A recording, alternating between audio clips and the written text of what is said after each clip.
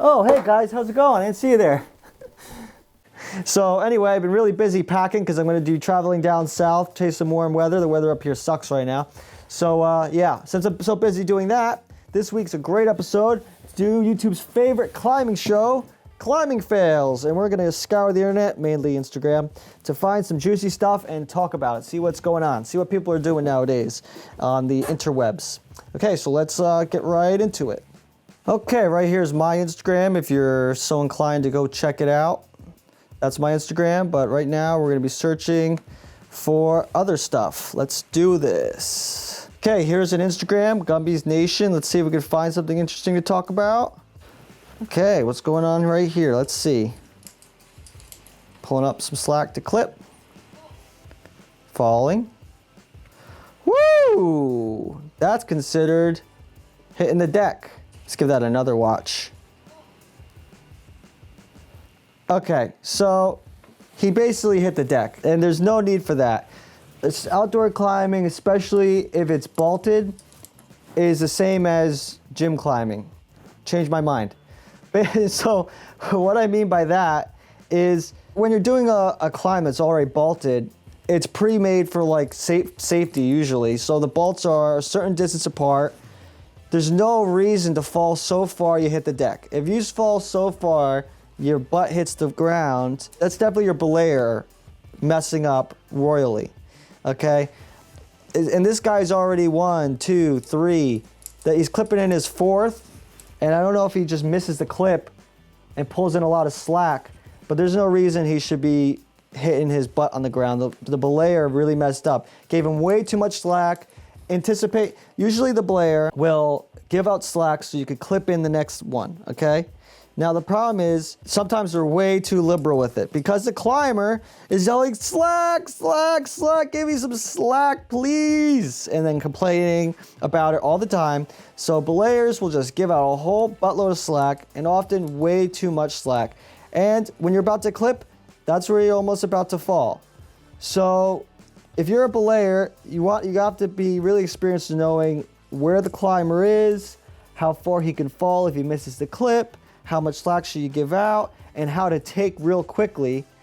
You know, you need a lot of experience for things like that. Luckily, I don't think this guy even broke a tailbone or anything, but it was definitely a close call, and there's my rant on that. So let's see what else we can find here. Okay, here's a great example. See this guy? Why is he standing 30 feet away so he could watch the climber climb up the climb? He should be right under the climber. Usually that's the best place to be, like right under. Of course, maybe you don't want to be directly under, maybe a little bit to the side in case a rock falls or something. That's something you need to be watching out for, and also why you should be wearing your helmet, because if something falls down, it's going to hit you, and you know, that's another reason why it's good to wear a helmet. Not even if you're the belayer, because if drop a rock on you. But anyway, besides the point, I digress. This guy shouldn't be way out there. The guy takes a fall. If he misses a clip or something, he's just going to drag the belayer right across the ground. All right, what else we got here? Come on. Oh, yeah! Yes! Okay, with that one there, you know, I was going to say that's really bad because if the person was close to the ground, they'd be decking. Since the person's so high and the belayer is jumping up in the air, it's kind of slowing down the climber and not giving the climber such a jerk when he falls. So that's not so bad, and you could do that, you know, in this situation. If the climber was lower to the ground, you'd be doing exactly what we saw in the last one, which was the guys hitting the deck. And the way you avoid that is the belayer would have to be tied down, maybe into anchor system, make an anchor system on the ground, so like the belayer can't be pulled up. The belayer is pulled up like that violently, then you risk the belayer getting knocked out. And then if you're wearing like an ATC, the belayer would then let go, and then you'd hit the ground. So you'd have to know your risks. That one, not so bad. It's actually a little bit of a dynamic belay, so I wouldn't call that one a climbing fail. Sorry, it doesn't get a climbing fail. Oh, here's what we were talking about earlier. Belaying from 30 feet away. If you're new to climbing and new to this channel, take notes, okay? You don't do this. The climber falls, you're gonna get dragged into the wall. Okay, what else we got? This is just badass. Nothing wrong here. This badassery, that's what that is. Hopefully that'll be me one day.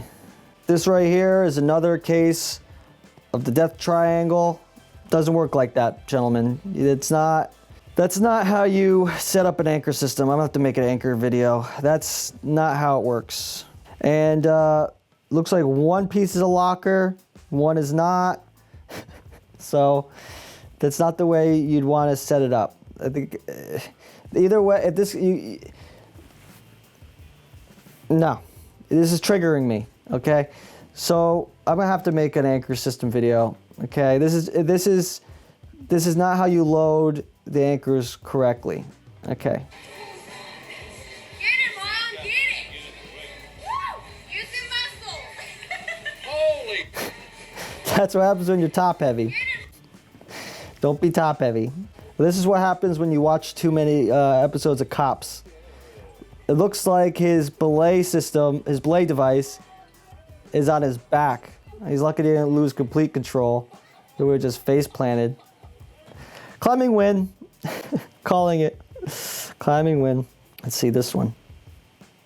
Bad quality, but Oh, Spotter of the Year award goes to that guy. A spotter is to prevent exactly what you just witnessed there. Falling on the back of your head and the back of your neck. Yes.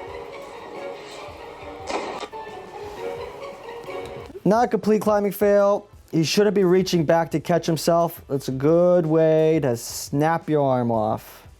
Tuck your arms in. Don't reach out. You're gonna break your arm like that. And tell your spotter to stop filming and start spotting. Then again, I'm guilty of the same thing. I tell my wife to just videotape me all the time. I love it. Yep, you better put your helmet on even in the gym, guys. You never know what might happen, even at the gym. When you're making moves like that, put your helmet on. Okay, a couple things about this photo. Number one, notice the rope. That rope, you can tell just from all the creases and, you know, the wiggles in it, that has been whipped on. It's a pretty old rope, okay? The core in there has got to be seeing some real damage by now. It's almost probably time to retire. It looks like there's a little fuzz there. What's going on here is instead of unclipping the piece, clipping it to his harness, he's just taking the gear out of the wall and letting it go, letting it just fall on the rope, and then not clipping it to his harness. So I can't tell anything else real quickly. That's basically he's got the blade device down here. It should be off to his side. Big mess. I'll introduce you to the word. It's called cluster. Okay? And what this guy is setting up is, this is a climbing term, and that's what this guy is doing. He's creating a cluster. Okay? You don't want to be the guy that creates a cluster. Keep things nice and tidy and clean. Okay? Rope management and cleanliness is one of the best qualities you could have to be a good climber. This guy, it knows exactly what's going on, okay? This guy isn't going anywhere. This guy is super safe. Be like this guy, okay? All right? If you're new to climbing, this is exactly what you want. As many tie-in points as possible. Next time you go to the rock gym, I want you to clip every single one of those self-belays directly into your harness. This guy knows what he's doing. Okay, so this next video was sent to me by Martin Fiest. I probably just butchered that, but anyways, check out the clip. Ale, ale, ale! Wow! Stuck the landing. Now, this chick right here, look at her face. Ready? She's having the right reaction about this. This guy pretty much decked, okay? There's no reason, like I said before, when you're like climbing outside, everything's bolted already for you, you're basically climbing in the gym. Changed my mind. So there's no reason he should have fallen that far. The belayer must have messed up. Something was wrong with the belay. Maybe he skipped a couple clips. Could be the climber's fault. It's definitely a fail, not a win. You shouldn't fall to the point where you hit the ground. Shouldn't happen like that. Okay, let's see what else we got here. Okay, last one and we'll wrap it up. Come on. Oh, yep, that's why you wear your helmet. The next thing happens is you're in the hospital and it's stitching your head or whatever. Looks like he's okay. So anyway, maybe I'll give you a little rant about helmets. Helmets are kind of like seatbelts, okay? You're forced to wear them when you're a kid. Your parents say, put your seatbelt on, put your seatbelt on, put your seatbelt on. Eventually, like especially for me, when I get into a car, I feel uncomfortable without even the seatbelt on. I just click the seatbelt in, and I think that's what has to happen with helmets. Maybe people need to pick on you so much that you just put the helmet on. Now I get some people don't even want the helmet on because it's liberating. Some people just take off their shirts. In the 70s, people just climbed naked. So, I mean, there's a sense of freedom not having anything on you. I get that.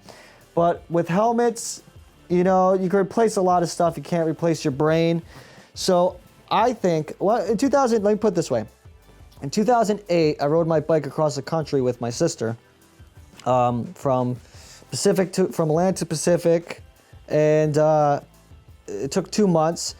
In like Kentucky somewhere, she took a huge spill and hit her head pretty hard and scraped most of the skin. It set us back like a whole week just waiting for her to recover. And the reason we weren't wearing our helmets, I think, was because we just went out and bought the cheapest Walmart style helmet with like flames on it, uncomfortable. I think if you invest in a helmet that's comfortable, that you're gonna wanna wear, that's light, maybe something like that, something that's fetch, then you're gonna end up wearing it. You buy something that you're not gonna like wearing, you're not gonna wear it. So buy something that's got some quality to it that you're gonna enjoy putting on your head and not something you're gonna hate, and then you'll find yourself wearing it all the time. And eventually, if you're wearing, like, I would never wear a helmet biking, not until like maybe a few years into I got really like into road biking, I realized, man, barely missing cars, I need to put a helmet on. So I invested in a helmet that was comfortable, I felt was cool, made me look a little faster, go a little faster. Let me grab it. This here is my cycling helmet. This is an expensive helmet. It's aerodynamic, and I like putting it on because it's comfortable, it's lightweight, and it actually makes me feel like I go faster when I'm tucking in on my bike. If you could get a helmet for climbing that's light, feels comfortable, doesn't hinder you, doesn't make you always think there's a helmet on your head, then you're gonna enjoy wearing a helmet. So yeah, you should probably always wear your helmet. Now, I'm a hypocrite. Sometimes I don't wear my helmet. I'm not gonna wear my helmet inside a rock gym. And sometimes I'm climbing in places that are pretty much like a rock gym. But if you're climbing under people, if you're gonna take a fall that's might be strange, any of those things, you should probably put a helmet on. People don't wear a helmet when they boulder. You could hit your head while you boulder too. So, you know, use your discretion. I don't think there should be a law making people can you imagine some climbing areas, there would be fines if you didn't wear your helmet? I think people have the right to choose what they want to do, but I think some occasions are, you really have to be wearing your helmet.